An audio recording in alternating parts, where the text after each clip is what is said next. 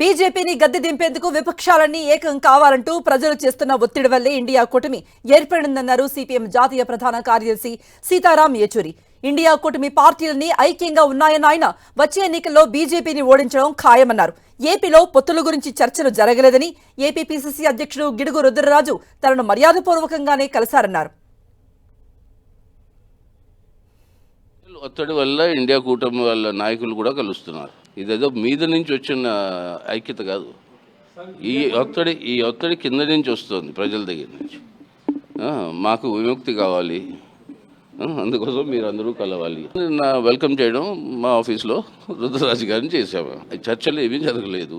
ఆంధ్ర గురించి ఆ డిస్కషన్స్ వచ్చిన సమయంలో అప్పుడు అవి చర్చిస్తాం. మొన్న తెలంగాణలో జరిగింది, అక్కడ వామపక్షాలు కాంగ్రెస్ మధ్యలో చర్చలు జరిగాయి. అది స్టేట్ బై స్టేటు ఇప్పుడు ఇండియా అలయన్స్ ఈ చర్చలు జరుగుతుంది.